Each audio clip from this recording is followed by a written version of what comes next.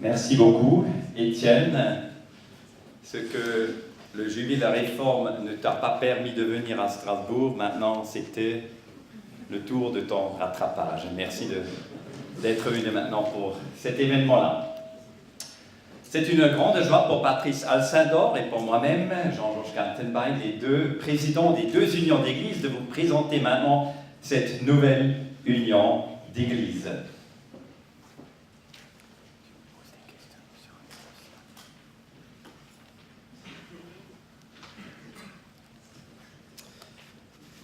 Monsieur Ami Bost, qui êtes-vous? Je suis un enfant du réveil de Genève. J'ai fait des études de théologie et pendant ces études, j'ai trouvé une foi vivante dans le Seigneur Jésus-Christ. Et après, j'ai commencé à faire des voyages et entre autres, je suis aussi allé dans cette province en Alsace, dans le Haut-Rhin, et j'ai commencé à prêcher l'Évangile. J'ai rassemblé autour de moi des petits groupes qu'on appelle aujourd'hui cellules de maison. Mais à l'époque, c'était dangereux, parce que les autorités civiles et religieuses n'ont pas aimé, c'est certes suspect. Et donc, j'ai dû assez rapidement quitter ce beau pays, parce qu'il y avait un arrêté pour me jeter hors d'Alsace. Mais, par la grâce du Seigneur, 3 nouvelles communautés sont nées, à Mulhouse, à Münster et aussi à Colmar. Et donc, ces églises sont toujours encore là et prospèrent. Mais vous, monsieur Claude Brou, je ne vous connais pas. Vous êtes né un siècle plus tard. Et il semblerait que vous avez commencé un travail d'évangélisation en Bretagne. Est-ce vrai? Tout à fait, tout à fait. Après avoir étudié dans un fameux institut biblique à Nogent, et mon épouse qui étudiait avec moi a dû aller en Suisse à l'Institut biblique d'Emmaüs parce que à l'époque, c'était pas très bien vu de se fréquenter en étant dans le même institut biblique. Alors, c'est comme cela que nous nous sommes séparés pendant quelques temps avant de pouvoir nous marier, et puis nous sommes partis évangéliser en Bretagne. Et les conditions à l'époque étaient quand même difficiles, des conditions de vie. Si bien que des amis, entre autres des amis suisses, qui nous visitaient, venaient nous aider dans les campagnes d'évangélisation, ont vu notre situation familiale tellement précaire qu'ils ont décidé de se rassembler pour nous aider à acheter une maison et à soutenir notre travail d'évangélisation.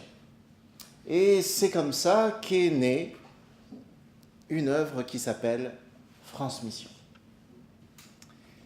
Bien des années plus tard, des décennies plus tard, dans le sillage de fondation du CNEF, 2 unions réfléchissent à leur avenir.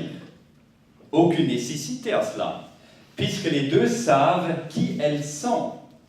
Mais France Mission et Vision France ne sont pas satisfaites de l'état actuel et pensent à leur avenir.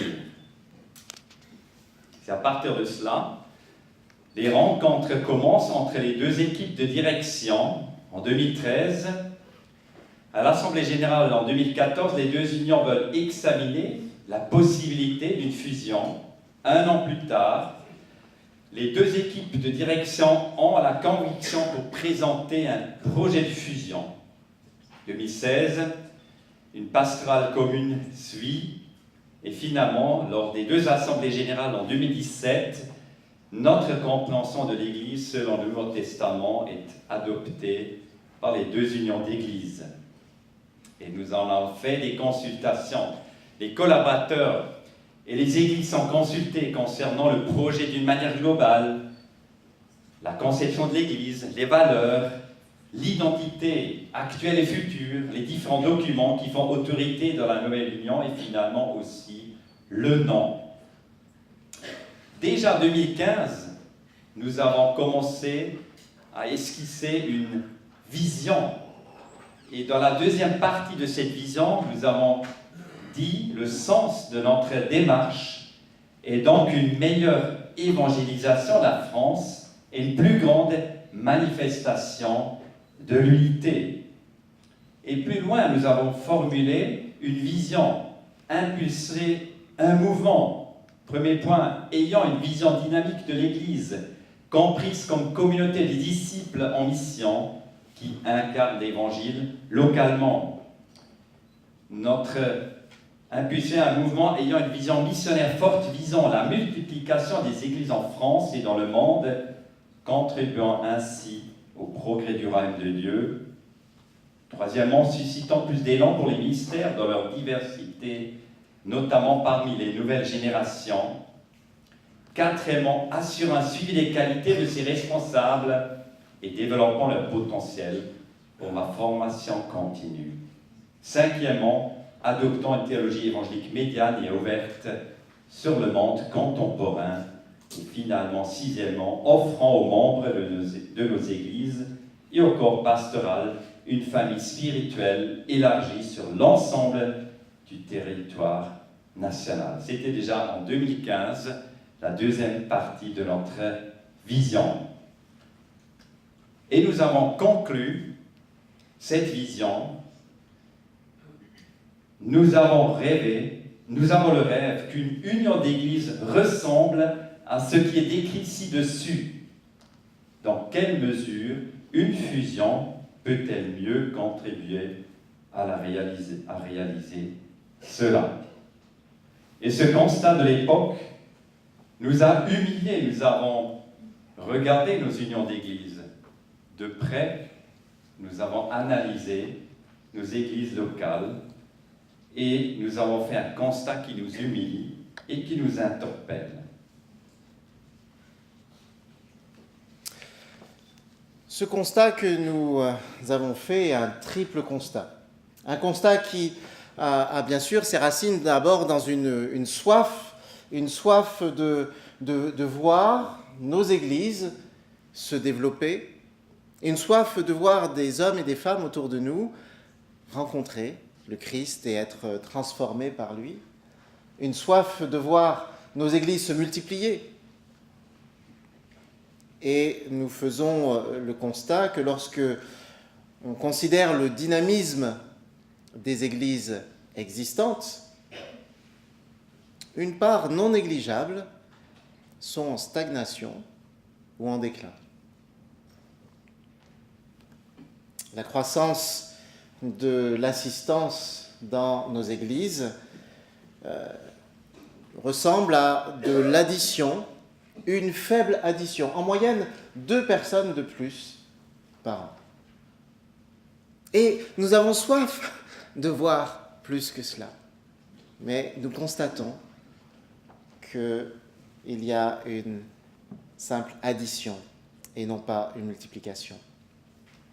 Nous avons soif de voir plus de leaders, plus de ministères émerger, être formés, servir dans nos églises. Mais on s'aperçoit, pour France Mission par exemple, qu'à peine 20% de notre corps pastoral est issu de nos églises. Nous bénéficions largement de ministères venus d'ailleurs. Beaucoup d'églises peinent à rassembler un conseil pastoral avec plus que 2 ou 3 personnes. Et souvent, des conseillers pastoraux, ou des anciens qu'on appelle encore dans certaines églises, qui sont là depuis très longtemps, ce qui justifie leur nom d'anciens.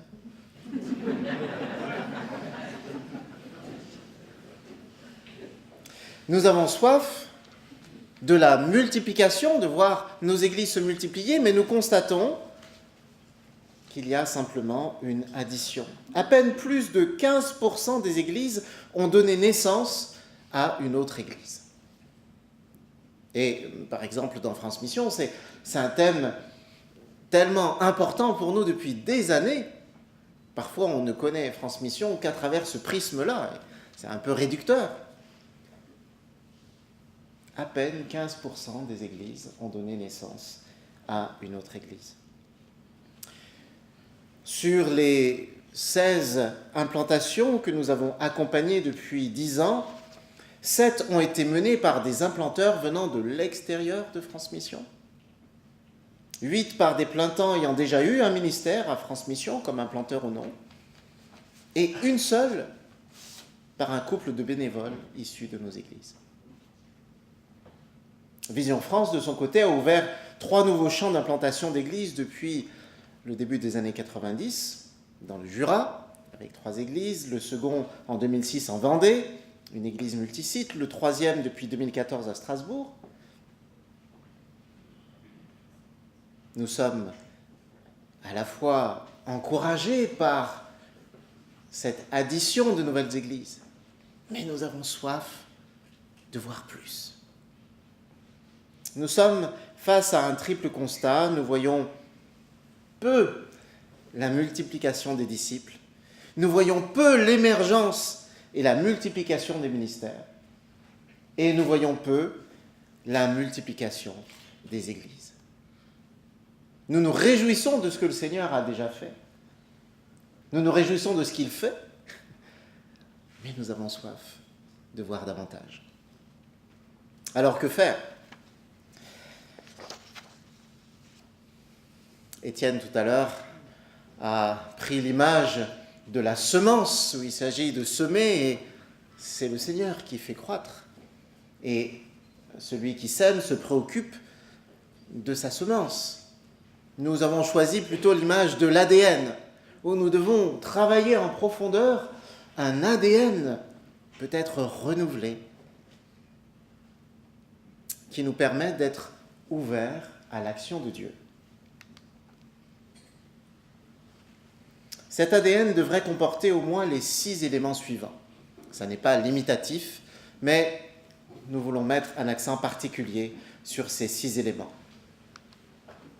Tout d'abord, une authentique passion pour Jésus, notre Seigneur. Nous pouvons être passionnés par la Bible, par la théologie, par l'Église, et passer à côté du centre qui est Christ. L'Ancien et le Nouveau Testament, comme il nous l'a été rappelé tout à l'heure, nous orientent vers le Christ. Et nous avons ce désir de développer, de continuellement ranimer notre passion pour Jésus.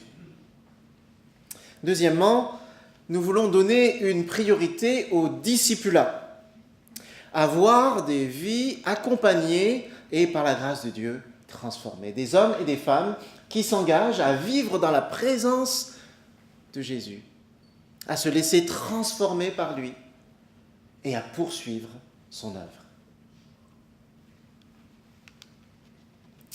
Troisièmement, nous voulons valoriser les ministères. C'est une des grandes richesses que le Seigneur nous a données. La richesse de nos unions d'église, c'est d'abord les hommes et les femmes que vous êtes, que nous sommes, les ministères que Dieu donne pour la croissance de son Église. Et trop souvent, nous limitons le ministère à quelques-uns, parfois même à un seul, auquel on donne le titre de pasteur. On attend tout de lui et quand il est épuisé,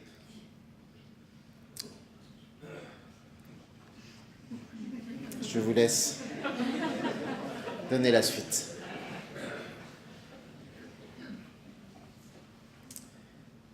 Nous voulons reconnaître et valoriser la diversité des ministères d'apôtres, de prophètes, d'évangélistes, de pasteurs, d'enseignants. Et leur donner clairement comme mission d'équiper le peuple de Dieu pour le service, pour que nous puissions remplir ensemble le mandat que Jésus nous a laissé.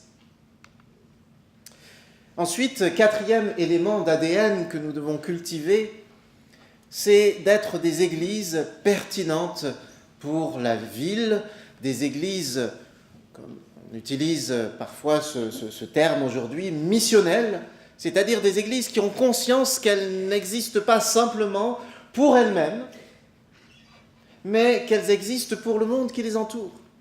Des églises résolument tournées vers les contemporains, désirant manifester concrètement la présence de Jésus au milieu des joies et des détresses du monde qui l'entoure. 5e élément d'ADN, Nous voulons cultiver et développer une générosité pour le royaume de Dieu.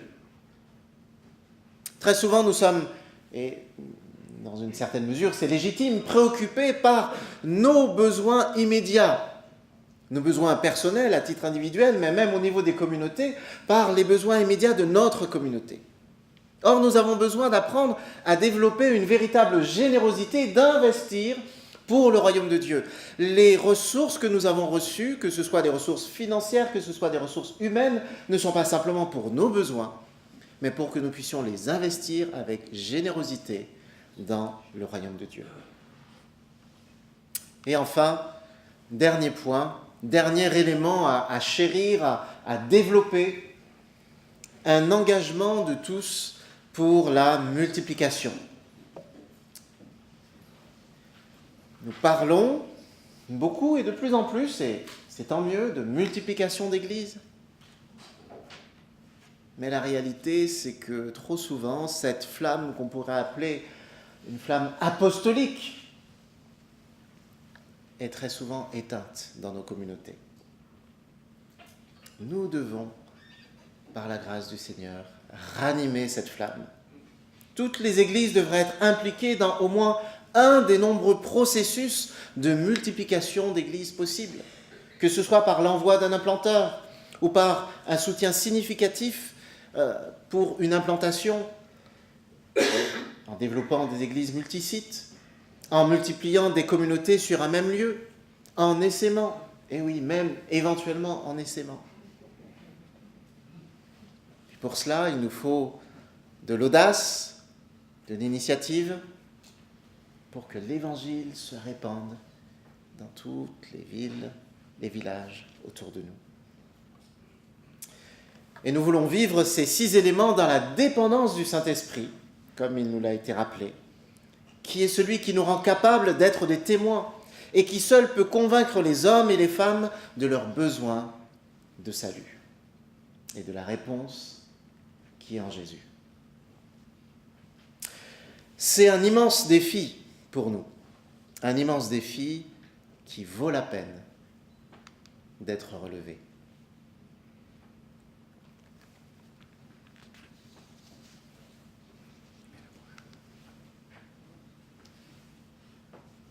Après l'ADN, la vision de notre nouvelle union d'église, nous passons maintenant à la carte des régions. Vous avez cette carte devant vous. La vie dans les régions. Hein, bon, nous l'avons en tout cas, c'est essentiel. Nous la voyons. Je pense que ça ne marche plus là, je prends plutôt celui-là. Je bascule sur l'autre micro? Oui, sinon je viens.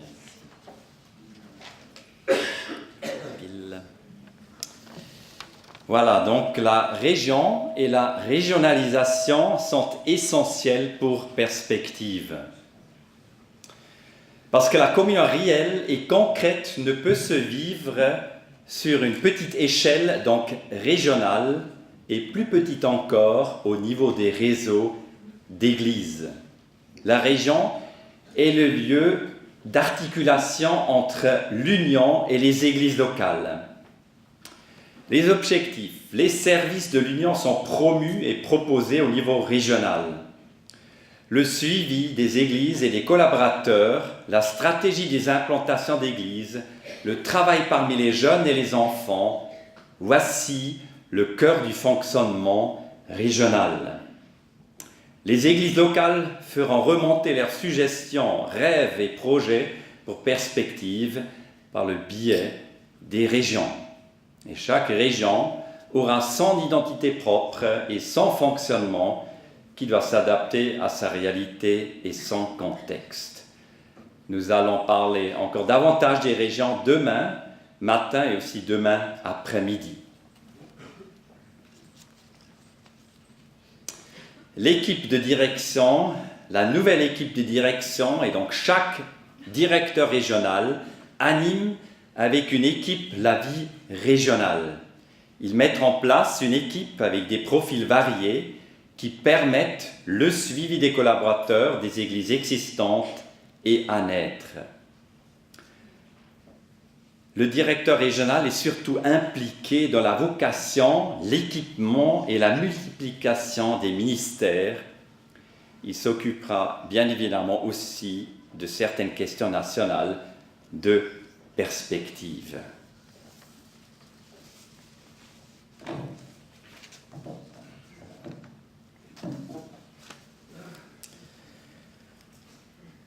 Une question fondamentale est la suivante. Voulons-nous être une institution ou un mouvement? Certains ont été étonnés du nom retenu perspective. Et il faut dire que nous tous, nous avons été étonnés, y compris les équipes de direction. Lorsque nous avions commencé à réfléchir à un nom pour cette nouvelle union, nous avions essentiellement pensé en termes assez institutionnels. Union des églises évangéliques de France, non. Unie. Église évangélique unie de France. Et c'est vrai que c'est dans cette direction-là que l'essentiel de nos réflexions nous conduisait. Et nous avons été surpris finalement que dès les premiers retours que vous nous avez faits, cet aspect institutionnel, ou en tout cas cette sonorité institutionnelle, a rapidement été mise au second plan. Et finalement, ce qui a abouti, c'est ce nom perspective. Et je l'interprète véritablement comme cette volonté de ne pas être simplement une institution. Il y a un caractère institutionnel, on ne va pas mettre cela totalement de côté, mais qu'il y a profondément une volonté que cette nouvelle union soit dans une dynamique de mouvement et non pas dans ce qui pourrait être figé dans l'institution. Toutes les institutions ne sont pas figées, mais c'est quand même la tendance. Alors nous avons bien sûr là devant nous le défi d'avoir de nouvelles perspectives devant nous, de communiquer à travers l'Évangile de nouvelles perspectives à ceux qui nous entourent. Avoir une perspective pour nos églises, pour développer une véritable communion collaborative, parce qu'une union plus grande doit aussi devenir une union plus petite. On le dit parfois pour les églises, d'où la régionalisation et la mutualisation qui doit se faire dans les réseaux. Nous devons renouveler nos perspectives d'implantation avec à la fois la densification des régions dans lesquelles nous sommes présents, mais aussi la connexion entre certaines régions où nous avons des trous. Et en particulier, nous ne sommes pas du tout présents dans le quart sud-ouest de la France. Et on pourrait dire que, d'une manière générale, le réseau FEF lui-même est peu présent dans le quart sud-ouest de la France.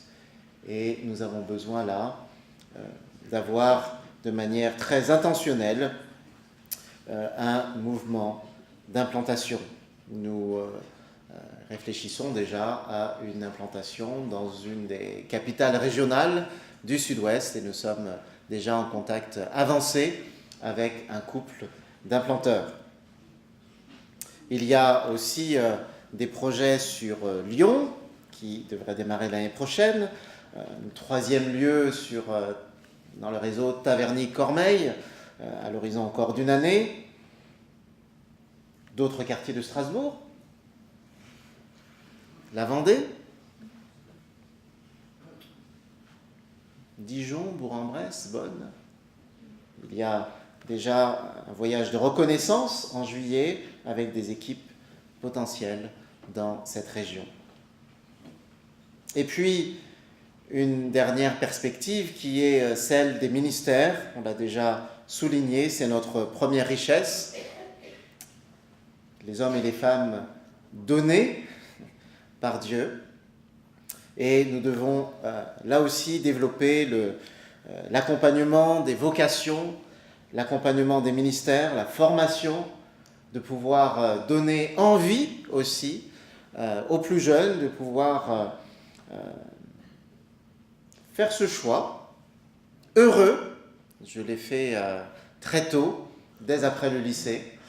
Je ne regrette pas, même si les premières années, je me disais, j'aurais peut-être dû faire autre chose. Mais 25 ans plus tard, je suis toujours là. Et je ne choisirai pour rien au monde un autre chemin. Il y a de la reconnaissance pour les collaborateurs recrutés en 2018, notamment par exemple au niveau de Vision France, qui passera probablement de 7 églises actuelles sans pasteur à 2 églises seulement sans pasteur dans les tout prochains mois. Voulons-nous être une institution ou un mouvement? C'est la question fondamentale pour moi qui est devant nous. Que le Seigneur, dans sa grâce, nous permette d'être véritablement un mouvement qui, avec les autres unions d'église, avec les autres missions en France, contribue à l'évangélisation de notre pays, à voir les communautés se multiplier et des hommes et des femmes rencontrer le Christ et être transformés. C'est notre prière. Nous voulons être des églises qui implantent des églises, des disciples qui font des disciples.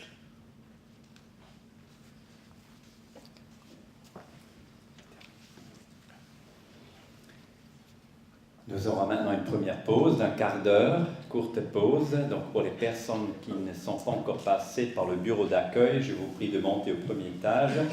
Vous allez recevoir votre badge, votre petit ticket pour le menu, et ainsi de suite, un petit plan de Strasbourg que vous ne perdez pas, vous ne tombez pas dans